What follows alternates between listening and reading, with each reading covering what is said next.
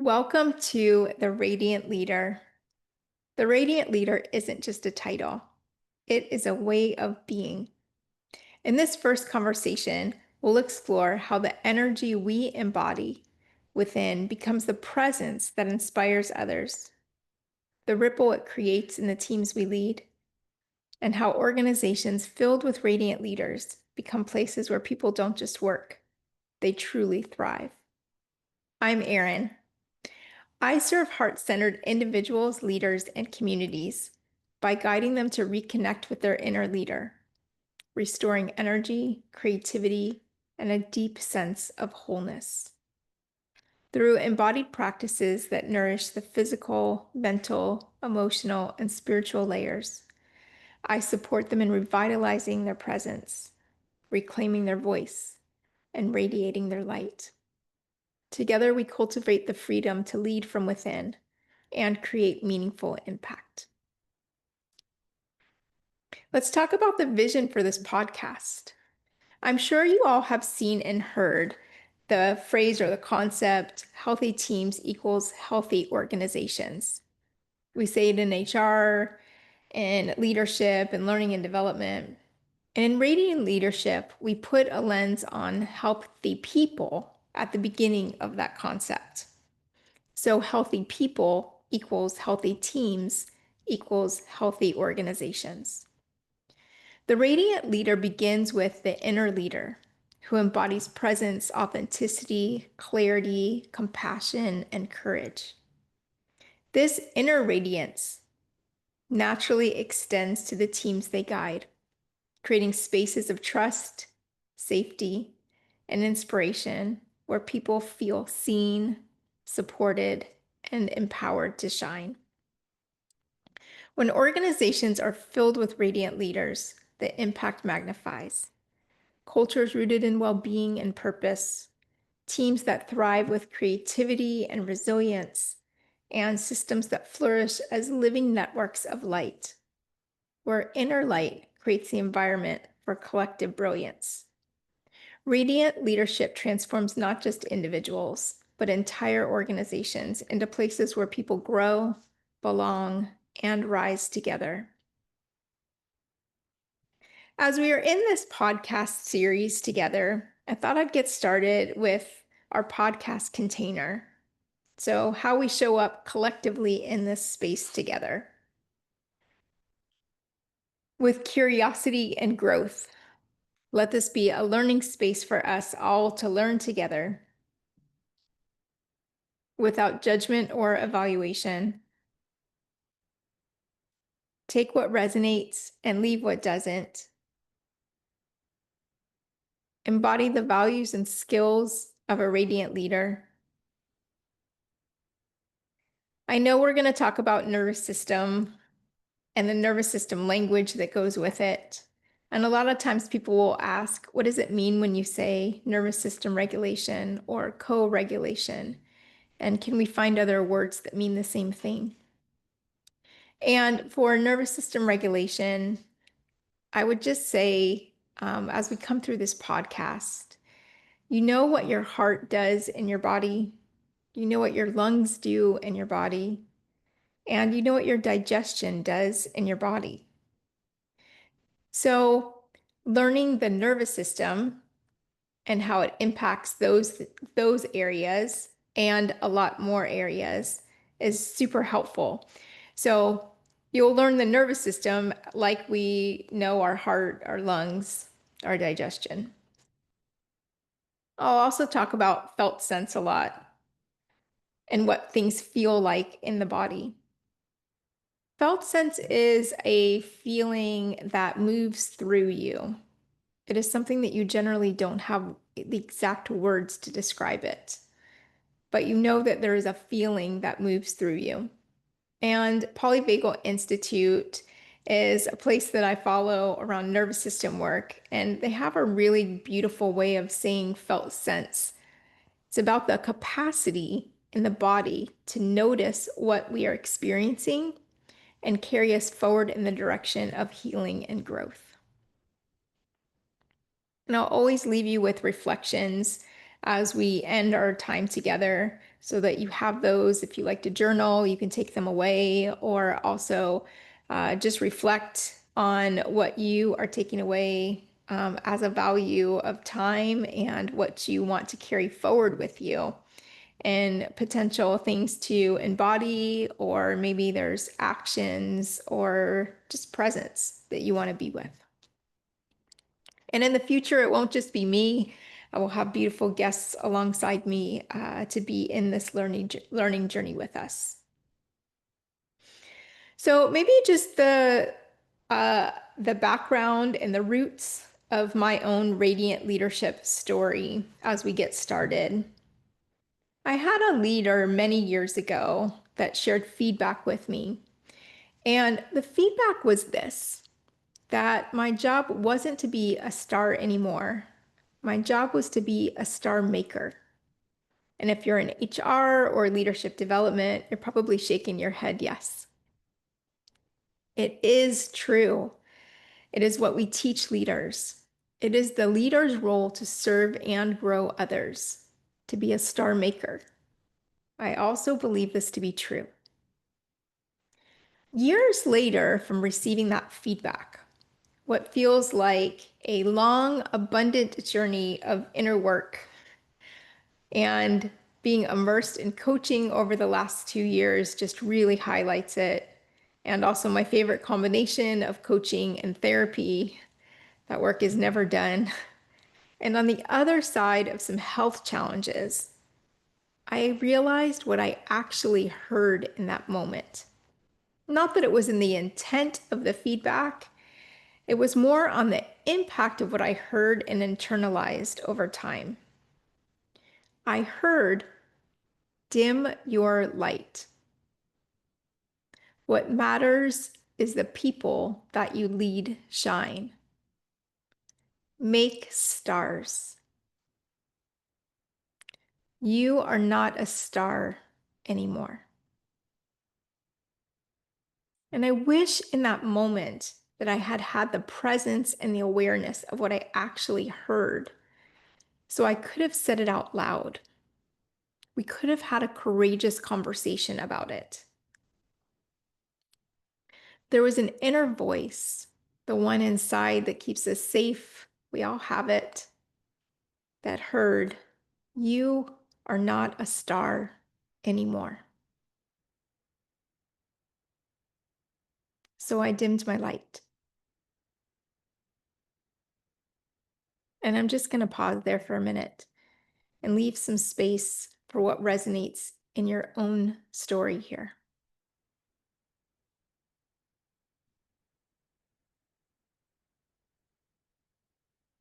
Listen, you can dim your light and you can be successful, super high functioning, and still serve and guide others to shine. But when we place all of our energy outward, give all of our energy to others without nourishing, restoring, listening to what we want and need, holding ourselves in love and compassion, in wholeness, in our purpose, being in our own light, there is a cost. I like to use the energy bank account analogy. I used this with one of my clients once, and I'm going to travel through this story with her, with you. So if you think about your energy as a bank account, think about your checking account, and that your checking account is full of your energy. And then you start to debit off your checking account, and your checking account becomes empty. And when your checking account is empty, you move into your savings account. So this is some of our energy reserves. And as your savings account starts to drop down, then I asked my client, then what? And she said, then you move to a credit card. So you've gone from your checking account to your savings account, and now you're in credit card reserves. And after one credit card, maybe there's two, maybe there's three, until there becomes a point where we are out of reserves.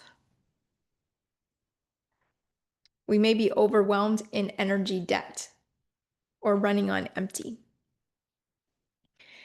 And there's other examples that you can use in the same space. I love a bucket space here where you can think about how full is your bucket, how empty is your bucket, where are you at in your energy bucket. And when I use this with a client, the client said to me, I don't love the bucket analogy because buckets, when they're full, are heavy. And what stands out most to me in that is that when our energy is full, we actually feel lighter. And when our energy is less full or more empty, or we're in our reserves, it feels heavier. Our bodies feel heavier. So you'd have to turn the bucket upside down in this space.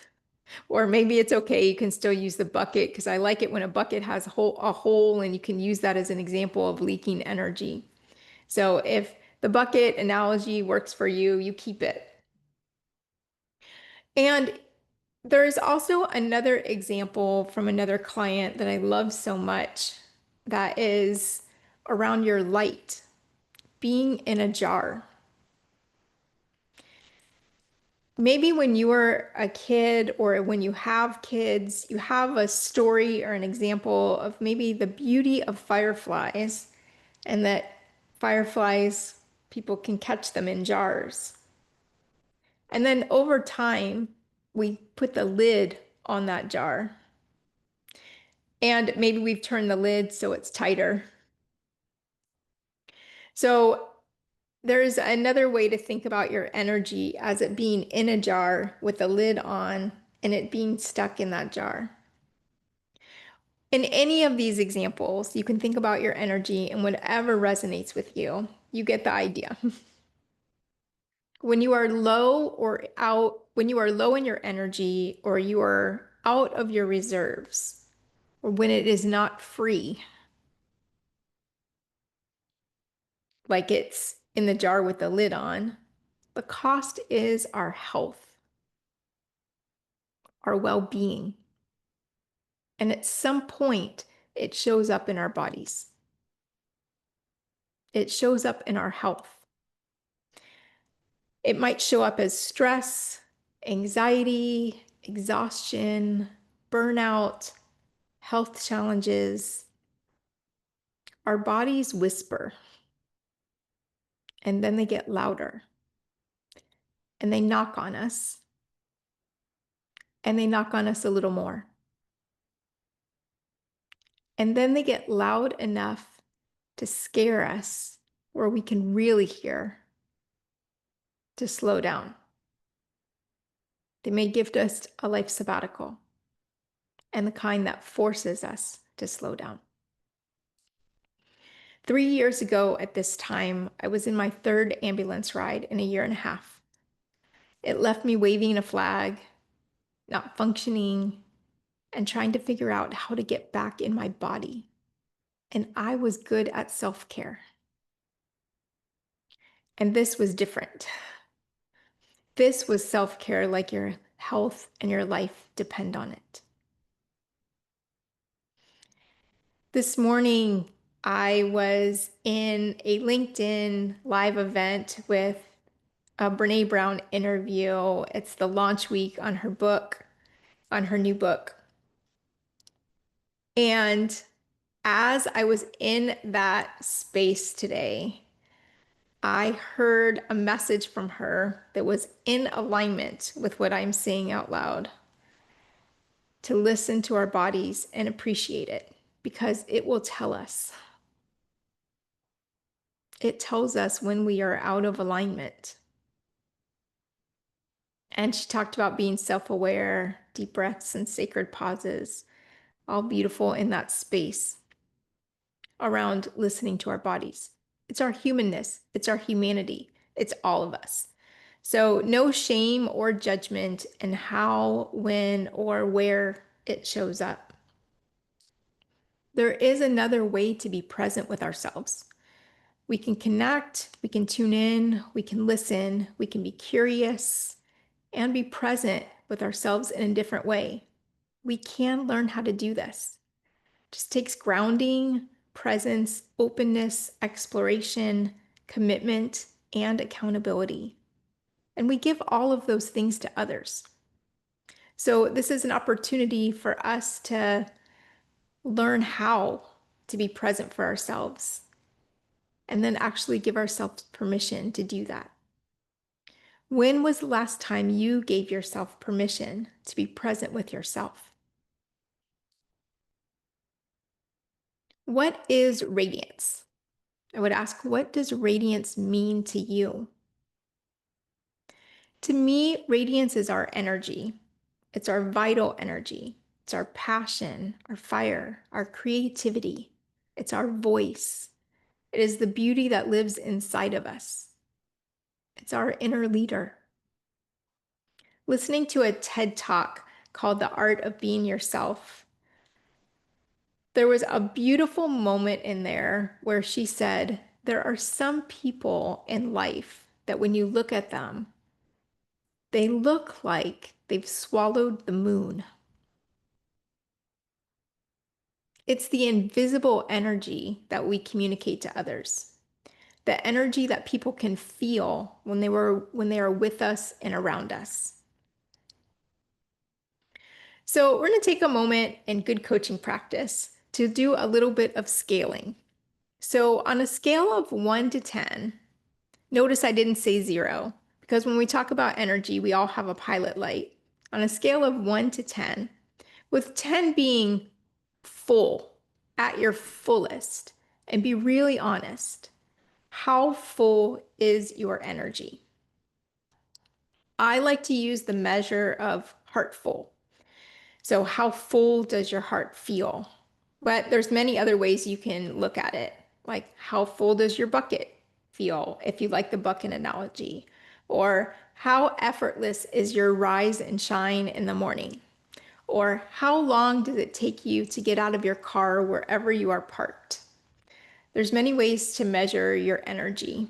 Give yourself a rating of 1 to 10. And be honest, it's just for you in that rating.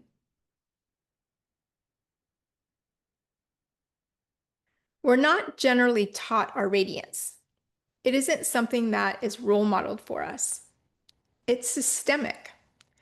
We look externally for our worth, our love, our acceptance, for permission to be wholly who we are. The magic is inside. And it takes work and it takes courage and vulnerability. And I know the work is never done. And I know people don't like it when you say that because it doesn't match up with instant gratification. But the work isn't done. It evolves as we evolve, and it shifts as life shifts and changes. We can surround ourselves in support. Coaches, therapists, coaching and therapists, best combination. It's training for us, physically, mentally, emotionally, and spiritually. So whatever you rated yourself on that scale, we can reconnect, restore, remember, align, and radiate our light far outside and beyond us. And why does this matter? Because it helps us in creating a more peaceful, loving, and nourished world. We all have a part in that. Leading heart-centered and courageous. Role modeling and guiding what it looks like for those that come after us. Role modeling a better way. Many leadership models start with serving others. And I want to be super clear that I believe in the leadership models that we put out there. I have been in HR and L&D, learning and development, for a really long time. I create those models too. And there is something missing.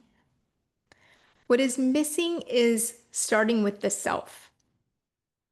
It's getting to know ourselves, who we are on the inside, the different parts of us, who we are when we are being deeply connected, when we clear the noise, when we show up wholly as ourselves with connection, clarity, courage, and compassion. For me, when we lead with our inner leader, it feels almost like you can imagine a ladder. Like your inner leader is climbing up the ladder, like the noise falls away, and you're climbing up on that ladder. And it's the place where you are most connected wholly to yourself.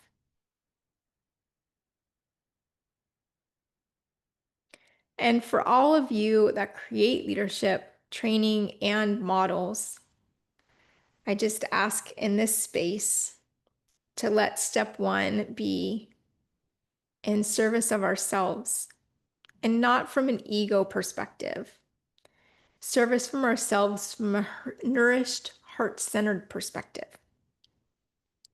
I'd love to share a visual with you now that just demonstrates the radiant leader and impact on teams in the organization. So I'm going to share my screen. If you can see this, then you'll see my screen, but I'll also talk you through it. It is a visual with 3 circles, and the color gets changes as it radiates out. So I'm going to share my screen really quick. And it is also the same that is on the podcast cover. So if you see the podcast cover, it's the same one that's there. I'm just going to slide myself out of the way a little bit so that you can actually see the center, which is the inner leader, and the 3 rings that come out. This visual helps me. So that first ring is the inner leader. And that first ring is what I would call the radiant inner leader, the one who rises from within, embodying clarity, courage, and authenticity. Radiance is not about shining over others, but shining from within so bright that others may remember their own light. There are also skills of a radiant leader that we can talk about as well. That second ring, so imagine that the color is coming out to a second ring. That second ring is about the leaders creating the environment for their teams. So the impact on their teams. So radiant leaders don't just direct teams, but they transform them by embodying authenticity, calm or regulated nervous system, vision, clarity. They create environments where trust flourishes, creativity can expand, and people feel both grounded and also inspired to shine. And then that third ring that's on the outside, that is about the impact on the organization. And that third ring is around an organization being filled with radiant leaders. It becomes a living system of light, grounded in authenticity, resilience to change, and also aligned in purpose. It is a place where trust and creativity flourish, while being is honored, and every individual is invited to lead from their own inner radiance.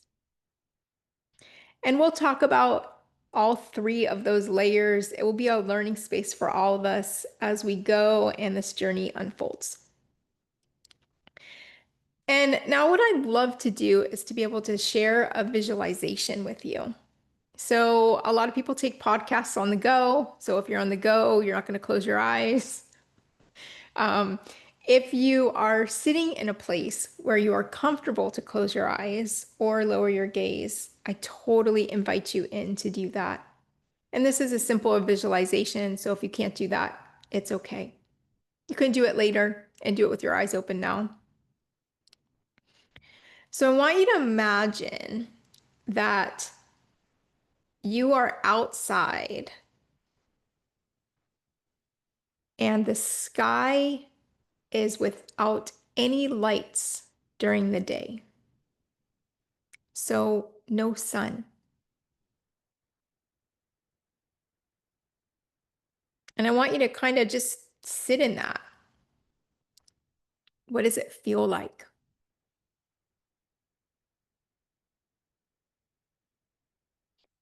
And then imagine that you are outside and it is nighttime and there are no lights in the sky. That means no sun and no moon, no street lights. And then I want you to just kind of sit in that. What does that feel like?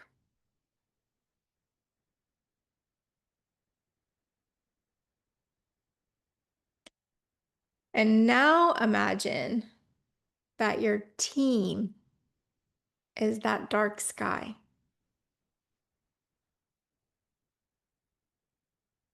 Imagine that your organization or the system that you are in is that dark sky.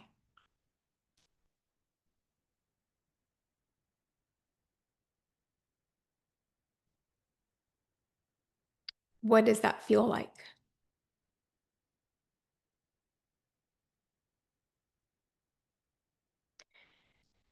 And now we're going to switch that visualization to imagine that you are outside and the sky has all the lights on during the day. The most beautiful, radiant sun that you have seen with all its warmth.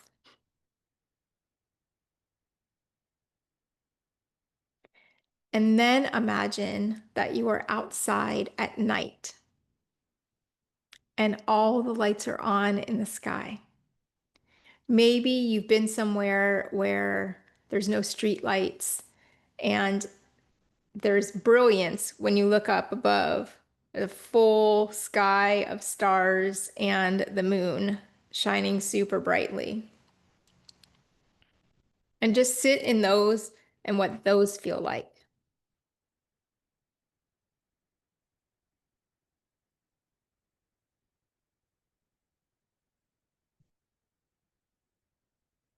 And now imagine your team and the organization or the system that you work in with all the lights on. What would be possible?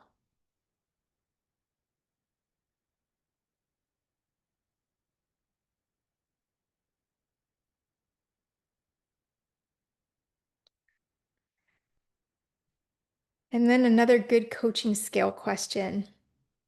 If you were to use the scale of 1 to 10 and imagining where you think your team's energy is, 10 being the fullest, where would you rate your team's energy? Comparing that to all the lights in the sky. And then once you have that, the system you work in or your organization's energy. On a scale of 1 to 10, where would you rate that? And no judgment or evaluation wherever the rating is. It's just awareness. I like using nature's lights because we are all meant to be in rhythm with nature. And most of us are out of rhythm with nature and also out of rhythm with our own bodies. So I like to use the vision and the mirroring of nature's lights because we have our own natural light inside. One of my favorite quotes by Rumi is, "We are all stars wrapped in skin."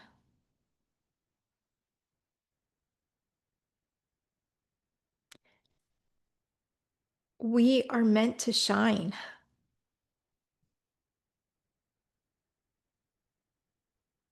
We can be both stars and star makers.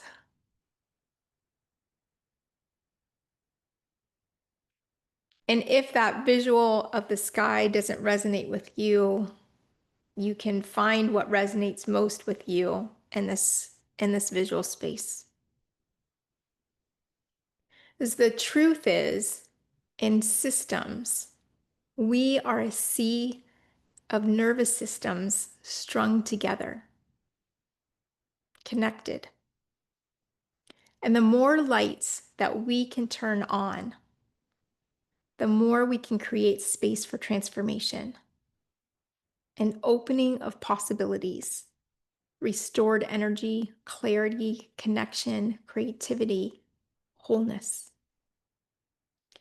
Leaders lead the way. And I also believe we are all leaders in our own lives. So you don't have to wait for your leader to turn their light on. And you don't have to wait for permission to turn your own light on.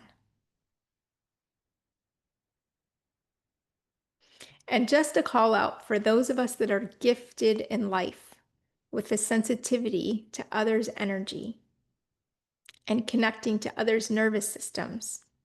This is also the space and freedom to be present and aware and release what isn't yours in the sea of connectedness. And we can spend a whole podcast episode just on that. So now we'll transition into reflection time.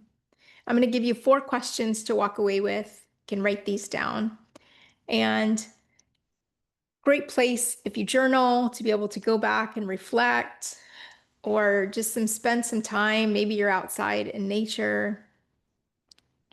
What are you learning about yourself in this conversation? What are you most curious about? And what do you want to explore more of? What insights are you walking away with today? And I'll repeat those questions. So, what are you learning about yourself in this conversation? What are you curious about that you want to know more around or learn more about?